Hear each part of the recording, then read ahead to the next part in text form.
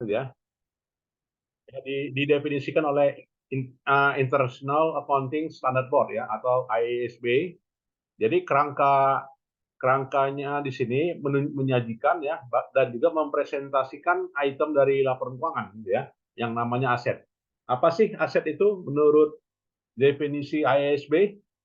Nah, aset itu adalah suatu sumber daya gitu ya. Jadi suatu sumber daya yang bisa dikendalikan oleh suatu entitas sebagai hasil gitu ya dari peristiwa masa lalu ya dan digunakan untuk masa manfaat di masa yang akan datang ya yang akan menghasilkan suatu aliran kas gitu ya dari sebuah entitas. Nah, itulah yang namanya aset gitu ya.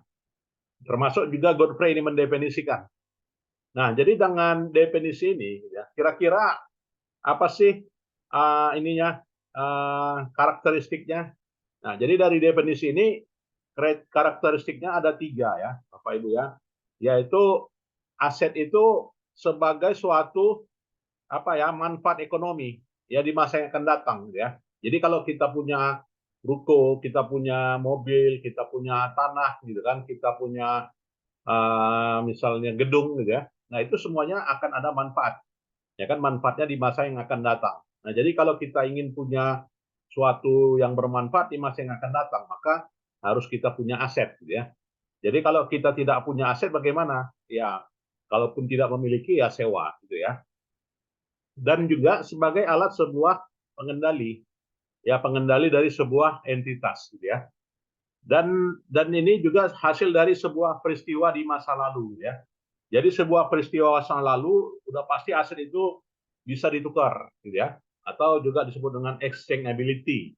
Kemudian juga ada aturan pengakuannya, mulai dari perolehannya, ya, mulai dari penyusutannya sampai pada nilai sisanya. Itu ada recognition rule gitu ya. Nah, ini karakteristik dari aset. Nah, berbicara mengenai manfaatnya di masa yang akan datang, ya, maka sudut pandangnya adalah sudut pandang manfaat, gitu ya.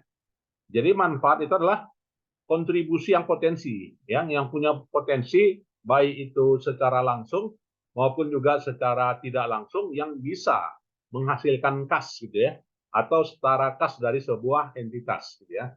Nah, jadi kalau kita punya misalnya aset gitu ya, mau yang bergerak mau yang tidak bergerak gitu ya, itu secara apa gitu ya, secara langsung atau tidak langsung bisa menghasilkan kas ya atau yang setara kas di masa yang akan datang gitu ya. Jadi baik itu di sebuah entitas yang profit atau juga entitas yang non profit tentu saja gitu ya. Dan bicara tentang manfaatnya di masa yang akan datang, maka berkaitan dengan sumber daya ya kan. Nah, bicara sumber daya itu adalah sumber daya yang scarcity. Nah, artinya sumber daya ekonomi yang bagaimana nih yang scarcity, yang langka gitu ya. Kalau kita punya tanah berarti kita punya aset yang langka, ya kan karena tanah itu bisa apa gitu ya? Karena tanah itu terbatas jumlahnya ya langka, gitu ya. Sehingga kalau kita memiliki aset maka kita punya sumber daya yang langka, ya kan? Nah itu. Kemudian juga utilitas, ya punya kegunaan. Ya, jadi bisa mau kita gunakan untuk usaha, mau kita gunakan untuk apa tempat tinggal, mau kita gunakan untuk kebun gitu kan. Maka berkaitan dengan pemanfaatan sumber daya ya. Dan aset ini adalah sesuatu gitu ya yang existing now, harus ada ya. Jadi bukanlah fiktif. Ya, harus ada keberadaannya. Jadi istilah dalam akuntansinya adalah substance over form gitu kan. Artinya keberadaannya jelas. Ya, substance over form ya. Dan juga kemampuannya. Kemampuannya untuk apa? Ya, untuk memberikan jasa gitu kan atau memberikan manfaat di masa yang akan datang ya. Dan dari sudut pandang objek ya bahwasanya gedung dan mesin lah ya. Gedung dan mesin jasanya itu bisa bermanfaat gitu ya. Nah, inilah ya yang dikatakan future memenuhi kriteria yang namanya future economic benefit ya. Lantas juga apa ya? Bisa sebagai alat pengendali dari sebuah entitas. kalau kita punya aset gitu ya. Jadi manfaat secara ekonomi ini harus dikendalikan dari sebuah entitas ya.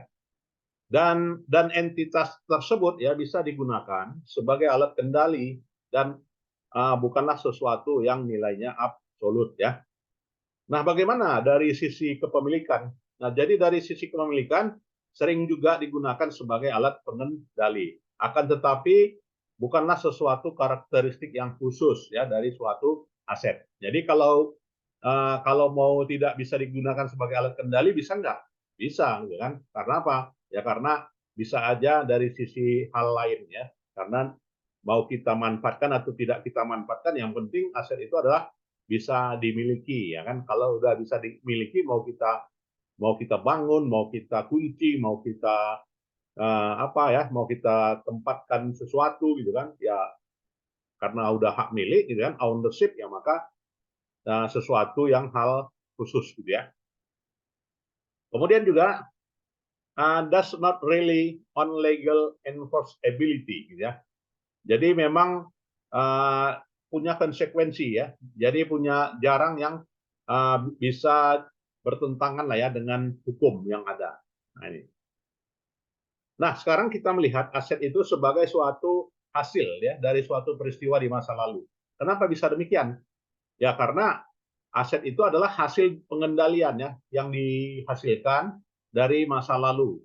Saya beli tanah 2 tahun yang lalu, ya kan, 2 tahun yang lalu saya beli, maka sekarang saya gunakan atau sekarang bisa dijual, gitu ya.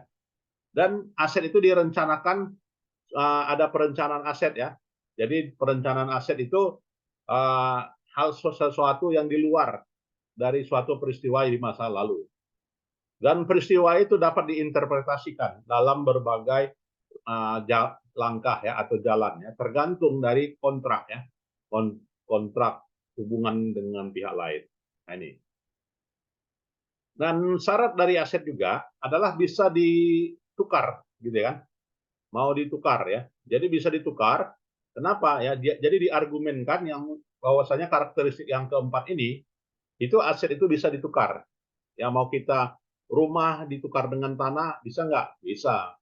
Rumah ditukar dengan gedung bisa nggak? Bisa, gitu kan? Rumah tanah ditukar dengan mobil bisa nggak? Bisa, kan? Berapa banyak orang bisa tukar tanah mau beli mobil ya? Karena sama-sama aset, gitu ya. Jadi syaratnya terpenuhi, yaitu bisa ditukar. Kalau yang nggak bisa ditukar bisa nggak? Gitu kan? Ada nggak yang nggak bisa ditukar? Ya nggak ada, gitu kan? Jadi kriteria aset itu haruslah bisa ditukar. Kemudian juga terpisah dari sebuah entitas, ya sehingga bisa bisa berpindah, gitu ya. Nah ini. Kemudian juga McNeil menyatakan bahwasanya kalau syaratnya itu adalah bisa ditukar, gitu ya, maka ini adalah suatu hal yang baik. Yang dalam hal ini yang mengeliminir dari nilai yang harus bisa ditukar tersebut, ya. Jadi harus mengandung unsur nilai ekonomi disebabkan karena uh, nilai beli ya atau nilai jualnya harus ya bisa mengandung sesuatu yang memungkinkan ya, atau dengan kata lain nilai harganya gitu kan tidak sesuai dengan pasar ya yang ada pada saat ini. Contohnya seperti apa? Ya goodwill gitu kan. Jadi goodwill itu sebagai suatu subjek ya untuk mengevaluasi ya, sebagai suatu subjek untuk mengevaluasi tapi bukanlah suatu ukuran ya. Jadi goodwill itu adalah intangible. Ya, jadi kalau katanya intangible ya bisa hanya sekedar sebagai aset ya, sebagai alat evaluasi. Nah, tetapi bukanlah sebagai alat ukur ya. Kemudian kriteria aset ada pengakuan. Ya, pengakuan di sini adalah mulai dari waktunya ya kapan diperoleh. Hal ini penting karena ya bahwasanya akan ada dampak ya kan. Dampaknya apa? Konsekuensi ekonomi gitu ya. Konsekuensi ekonomi dan berdampak terhadap penyajian laporan keuangan oleh user gitu ya. Jadi ada memenuhi syarat yang namanya asset recognition ya. Dan pengakuan atas aset tersebut disajikan di mana? Di neraca gitu ya. On the balance sheet. Nah, jadi ada convention ya atau juga authority pronouncement ya. Nah, jadi dalam hal kriteria pengakuan itu haruslah memenuhi syarat yang pertama ada manfaat ekonomi di masa yang akan datang, kemudian juga aset itu memungkinkan ya diukur secara andal ya. Nah, ini. Kemudian dalam pengukuran aset gitu ya, itu ada pengakuan atas kalau yang terjadi di masa lalu apa saja sih syaratnya? Ya, syaratnya adalah tidak bertentangan dengan hukum ya, reliant on the law. Ya kan? Kemudian juga sangat tergantung pada substansi ekonomi ya kan, terkait dengan transaksi atau juga peristiwa di masa yang lalu ya. Dan dapat digunakan dalam prinsip konservatif. Ya, konservatif itu pendekatan yang bagaimana dikatakan? Pendekatan konservatif itu pendekatan untuk selalu kita ancang-ancang terhadap sesuatu yang rugi. Akan tetapi bukan kita tidak untung gitu ya, tetapi adalah waspada selalu gitu kan dari hal-hal yang bisa menyebabkan kerugian. Itu namanya prinsip konservatisme kan dalam akuntansi ya, Pak Ibu ya. Dan untuk mengukur aset ya, maka ada sebuah elemen gitu ya. Jadi elemen di sini adalah yang elemen akuntansi terutama yang terhubung ya dengan ukuran adalah ukuran profit ya, yang diukur dengan menggunakan nilai bersih. Jadi aturan dan praktik tata kelola dari aset diakui dan juga diukur berdasarkan pada dampaknya. Dampaknya kemana? Dampak ke profit ya, atau juga dampaknya ke ekuitas ya, atau dampaknya ke modal gitu ya. Nah, jadi konsekuensi aset itu selalu dampaknya ke sana ya, ke profit, ke modal, ke ekuitas itu. Dan juga dalam prinsip aset di sini, dalam suatu hal tertentu kita mendefinisikan ya, dan juga mengakui kriteria yang sesuai ya, di mana akuntan harus mengukur aset ya dengan menggunakan beberapa pendekatan ya, dan juga beberapa karakteristik kualitatif yang terkait dengan penyajian pelaporan keuangan, sehingga bisa diukur ya kan. Jika bisa diukur, di mana disajikan? Diukur di raca ya, statement of financial position, dan juga dibatasi segala sesuatu yang ada pengungkapan atas hal itu. Nah, kemudian juga si apa ini gitu ya, literatur ini ya, e-book ini juga menyatakan pendapatnya mengenai tangible asset.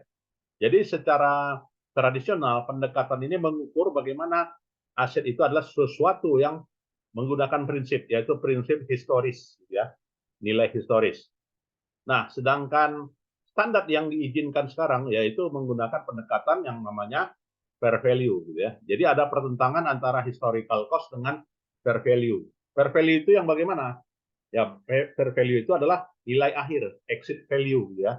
Atau nilai yang digunakan saat ini, atau yang nilai yang diakui oleh pasar gitu ya. Itu namanya exit value. Sedangkan historical cost itu berdasarkan pada saat perolehan gitu ya. Nah, untuk negara Inggris dan juga negara Australia ini menggunakan nilai yang lain ya, selain dari historical cost dalam beberapa tahun itu. Nah, inilah uh, apa ya, berkembangnya konsep fair value ya. Jadi untuk Inggris dan Australia memang fair value itu sana sangat populer gitu ya. Nah, jadi kalau di Indonesia gimana? Fair value itu apakah masih reliable? Nah, kalau di pemerintahan enggak ya. Ternyata di pemerintahan itu historical cost masih kuat gitu ya dibanding dengan fair value. Tapi kalau perusahaan-perusahaan swasta ya fair value ya. Nah, ini. Kemudian juga untuk yang terkait dengan intangible, untuk intangible asset ya. Nah, bagaimana akuntan mengukurnya? Nah, akuntan mengukur intangible asset secara umum ya berdasarkan pada pendekatan konservatif. Nah, pendekatan konservatif yang bagaimana? Pendekatan yang mengakui biaya.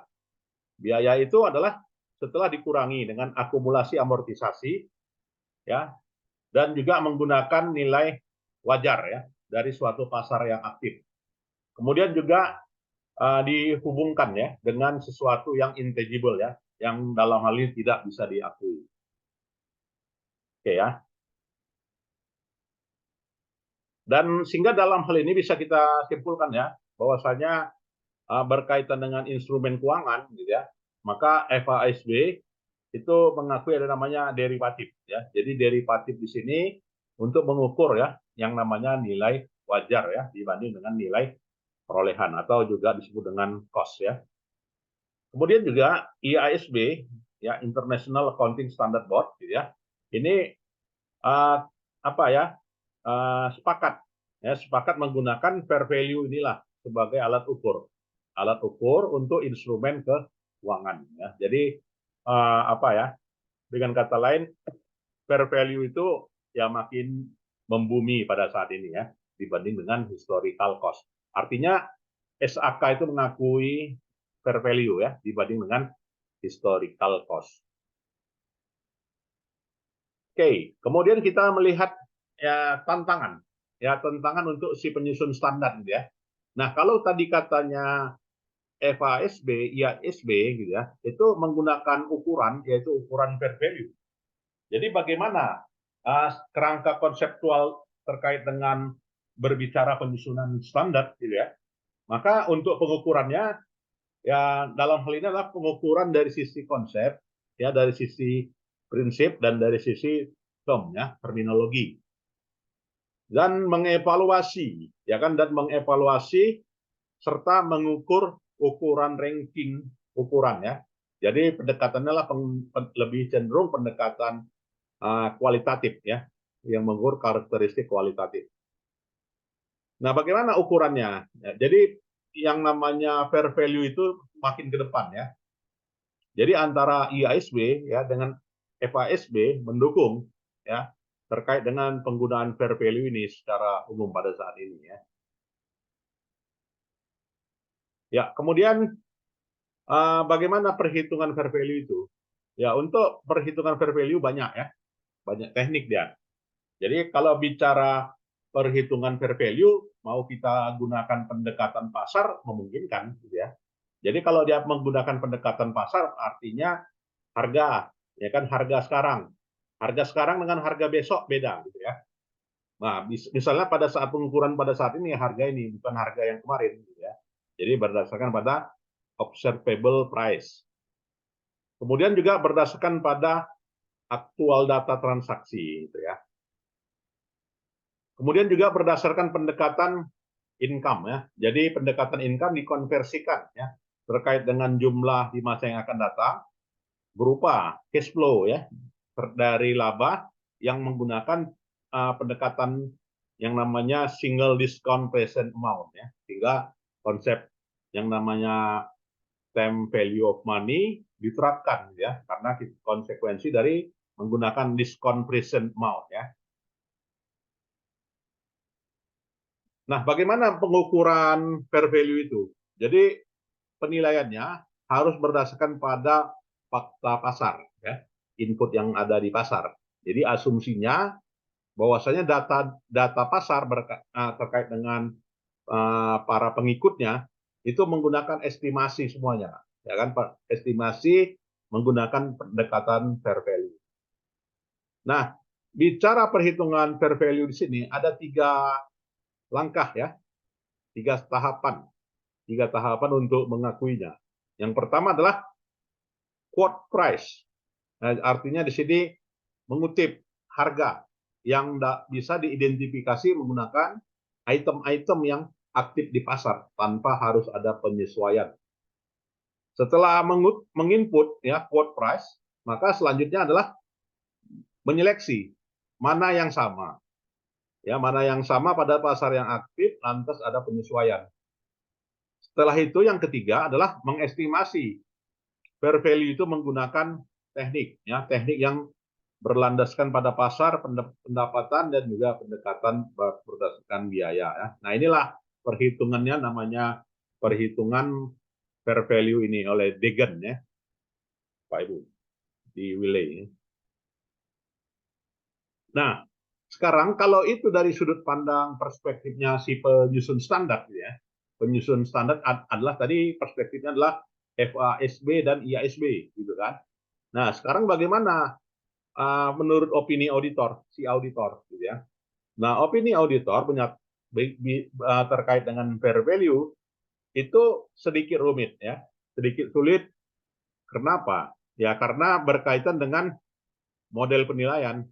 ya, kemudian juga berkaitan dengan frekuensinya, kemudian juga berkaitan dengan penerapan nilai terkini, ya kan?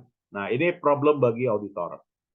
Jadi antara auditor itu selalu punya apa ya, punya judgement sendiri ya terkait dengan standar tadi ya, standar setter tadi ya. Sehingga auditor di sini haruslah ya memahami ya lingkup kliennya, ya bagaimana proses kliennya, apakah relevan ya kan nilai pasar itu ya. Kemudian kalau misalnya relevan maka harus ada yang namanya pertimbangan, dan pertimbangan terhadap klien tersebut menggunakan seperangkat asumsi ya kan. Asumsinya haruslah logis ya, reasonable, berdasarkan pada nilai wajar ya.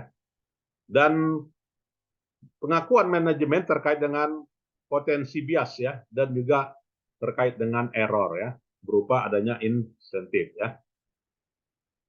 Lantas juga bagi auditor isunya adalah auditor akan apa ya, melihat secara hal-hal mana yang secara potensi yang bisa berdampak ya secara menyeluruh terhadap perusahaan.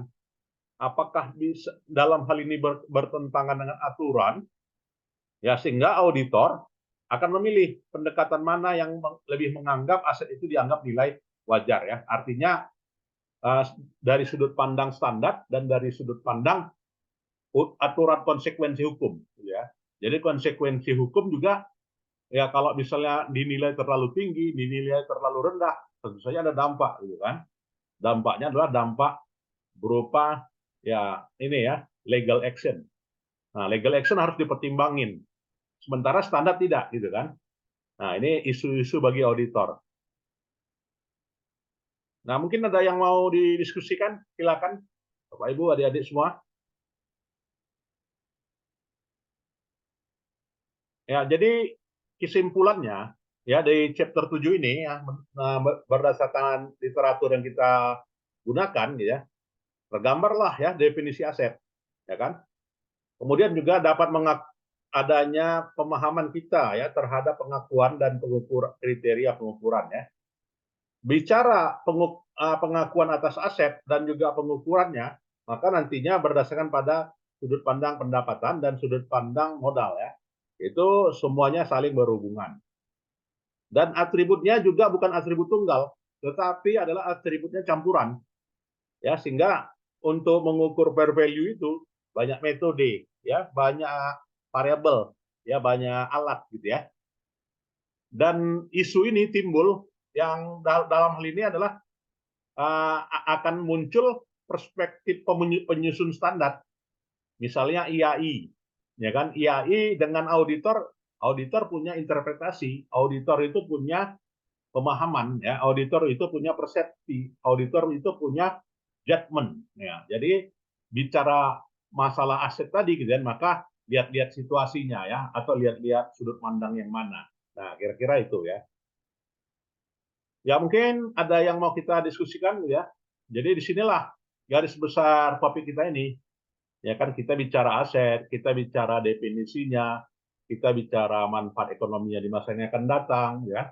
Kita bicara pengendaliannya, kita bicara peristiwa masa lalu, gitu kan. Kita bicara bisa ditukar atau tidak, kita bicara pengakuannya, kita bicara pengukuran asetnya, dan juga bicara pengukuran nilai wajarnya, ya. Nah, inilah topik-topik yang perlu kita lihat ya. Nah, ini ya. Jadi saya ambil ini literatur kita dari Wiley ya. Jadi Wiley ini penerbit terkemuka dari Inggris gitu ya, dan ini isu-isu yang terkini ya pada saat ini berbicara mengenai aset ya. Silakan, ada yang mau kita diskusikan? Ada? Ya, kalau tidak ada silakan dipoto print screen kehadiran kita ya. Silakan komtingnya yang memfoto ya. Nanti serahkan sama Bu Wirda. Oke, baik. 1, 2, 3. Ya. Sekali lagi, Prof. Ya. 1, 2, 3. Sudah, Pak. Ya. Baik, terima kasih semuanya. Salam sehat semuanya ya. Selalu meningkatkan pengetahuan kita terhadap materi-materi akuntansi isu-isu yang terkini ya. Saya kira Pak, itu yang perlu kita sampaikan ya pada sore hari yang berbahagia ini ya. Baiklah, kalau tidak ada saya kira itu saja ya. Selamat sore. Pak, izin bertanya Pak. Ya. Buku yang tadi Bapak kirimkan hanya part 1 ya Pak? Oh ya.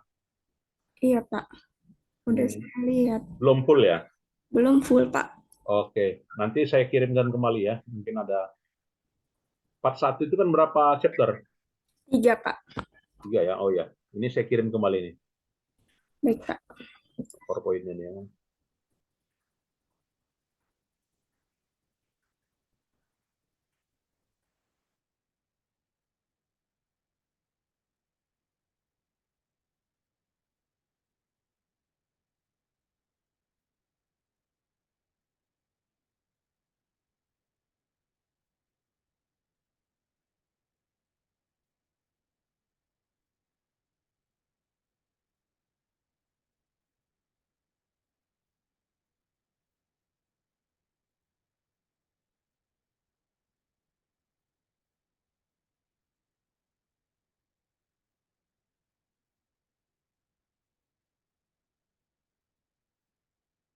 Nah, itu silakan di-download ya.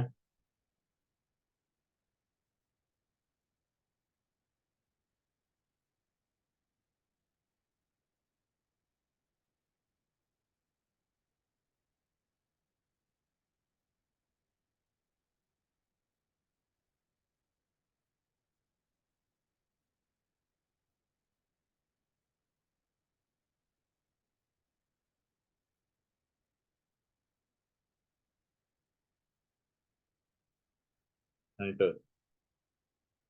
Save di laptopnya ya. Nanti untuk e-learning-nya mungkin saya create ya.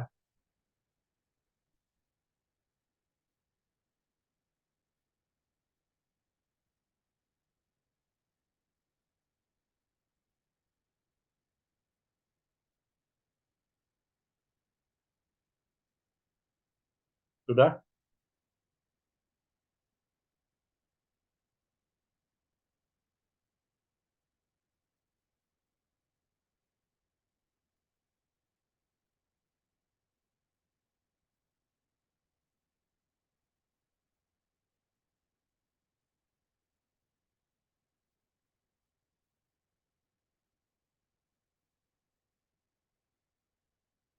Sudah di-save semuanya?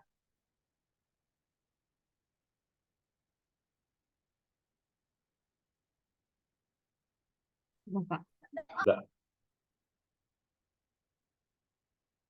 Ya, sudah dapat.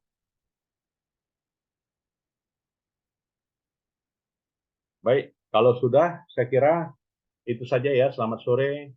Assalamualaikum warahmatullahi wabarakatuh. Boleh meninggalkan ruangan. Selamat sore, Pak. Ya. Waalaikumsalam warahmatullahi wabarakatuh. Terima kasih Prof. Ya, sama.